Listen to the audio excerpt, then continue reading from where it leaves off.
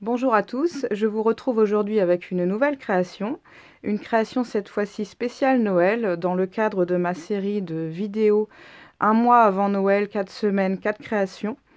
Un calendrier de l'Avent, comme vous pouvez le voir, c'est le premier calendrier de l'Avent que je réalise depuis que je fais du scrap. Et pour le faire, je me suis intégralement basée sur un tuto que j'ai suivi à la lettre de Évasion créative. C'est une création qu'elle a réalisée, je crois, l'année dernière ou l'année d'avant pour le Noël 2022 ou 2021. J'ai mis du temps à choisir, je voulais faire un calendrier de l'Avent, mais je ne savais pas trop sur quel modèle me baser, ce qui me plaisait. Donc j'ai regardé plusieurs vidéos sur YouTube, j'avais quand même l'idée de faire quelque chose de simple, comme je n'en ai jamais fait auparavant et je voulais que toutes les boîtes soient visibles. Voilà, c'était ce qui comptait pour moi au moment de commencer mes recherches. Et je suis tombée sur le tuto d'évasion créative que j'ai donc, comme je l'ai dit, suivi à la lettre. Je vais vous montrer aujourd'hui ma version de son tuto qui est, vous allez le voir, est très ressemblante. Et je vais vous montrer le matériel que j'ai utilisé pour le réaliser. Donc c'est un calendrier de l'Avent en forme de sapin. Il n'y a pas du tout de cartonnage, de carton dans ce calendrier de l'Avent. Je n'avais pas envie de m'aventurer dans quelque chose de trop difficile. Donc c'est que du papier, du pliage de papier. Il y a 25 boîtes. Le numéro 25 est ici. Évasion créative a fait le choix de faire 25 boîtes. Une boîte aussi pour le jour de Noël.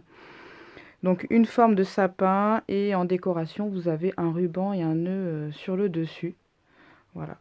Donc 25 boîtes, mais en réalité 50 parce que vous avez les tiroirs qu'on ouvre, mais vous avez aussi la boîte qui sert pour intégrer chaque tiroir. Alors au niveau des papiers, la structure, donc c'est du blanc. Voilà, comme vous le voyez, c'est du papier blanc de la marque Clairefontaine Claire Alpha. Voilà, c'est du 210 grammes. J'ai pour la grande boîte qui est là utilisé et pour les étoiles qui sont ici, je vous montrerai après les dies, du papier bleu marine qui vient de Cultura. C'est celui-ci, c'est la marque Créalia bleu marine. Voilà, c'est du 240 grammes. On les trouve par feuille, par lot de 5 feuilles chez Cultura. Donc coloris bleu marine. Donc pour la grande boîte, c'est un bleu marine.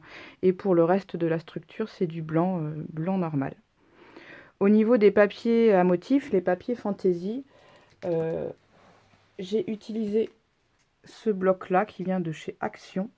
J'ai utilisé cette feuille grise. Celle-ci. J'ai utilisé aussi celle-ci, la bleue. En fait, ce calendrier de l'Avent est essentiellement gris et bleu. Pourquoi gris et bleu? Parce qu'en fait, j'avais craqué il y a 1 ou 2 ans sur la collection d'Artemio, qui ne se trouve plus. La Cozy Christmas, avec des petits animaux, des chats, des oiseaux bleus et gris. Et je n'ai pas réussi à trouver le bloc de papier, j'ai trouvé simplement les die cut que j'ai utilisé. Je vais vous montrer après le petit sachet de die cut que j'ai utilisé pour faire le calendrier de l'Avent. Et je me suis dit, tant pis, je n'ai pas le bloc de chez Artemio, je vais essayer de trouver quelque chose qui pourrait s'en approcher. Et j'avais justement dans mon stock ce bloc de chez Action voilà, dont les coloris ressemblent beaucoup à la collection de chez Artemio. J'ai complété avec ce bloc 15-30 de chez Action aussi. J'ai utilisé celle-ci et celle-ci. Voilà, je crois. Non, que celle-ci, il me semble, si je ne vous dis pas de bêtises. Oui, je crois. Pour le papier argenté, alors le papier argenté, ici pour le flocon de neige, oui, c'est tout. Pour le papier argenté, j'ai pris ce bloc qui est sorti il y a peut-être 2-3 ans chez Action. C'est cette page-là. C'est un petit peu nervuré, du papier métallisé nervuré. Donc j'ai pris celui-ci. Il est brillant mais pas trop. Voilà, c'est pour ça que je l'ai choisi.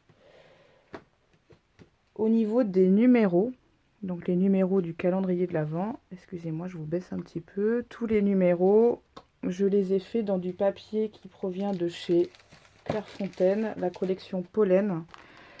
Celui-ci. Et le coloris, c'est gris koala. Voilà, je voulais un papier gris uni, pas trop foncé ni trop clair.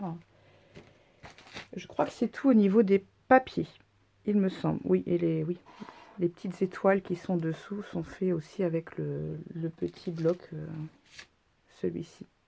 Le bloc de chez Action métallisé nervuré. En fait, ça fait. Je voulais un effet nuit étoilée. Au niveau des die cuts, donc j'avais trouvé le sachet de die cut de la collection Cozy Christmas Artemio. Donc c'est tous ces petits die cuts là avec des oiseaux, des chats, des petites boules, des petites étoiles, des petits biscuits. Je vais vous montrer de plus près, ça sera peut-être plus simple. Sur chaque boîte, sur chaque moitié de boîte, j'ai mis des petits die cuts. Je crois qu'Évasion Créative a fait la même chose, il me semble. Et j'avais aussi, mais je ne les ai pas utilisés, trouvé des die cuts un peu dans le même style. Non, ça c'est Artemio. Chez Cultura, mais finalement je ne les ai pas utilisés. Ils sont trop gros, ils étaient trop gros. Vous voyez, ça c'est la collection Artemio Cozy Christmas. Je suis désolée, je n'ai plus du tout l'emballage. C'est juste le sachet que j'ai gardé. Au niveau des dies, alors les dies numéros, je ne les ai pas sortis, mais ils viennent les dies numéros, ils viennent d'une planche de dies de chez Action. Vous êtes très nombreuses, j'ai vu, à les utiliser. Ils sont très bien aussi, ni trop gros ni trop petits, et j'aime bien ce côté ouvert.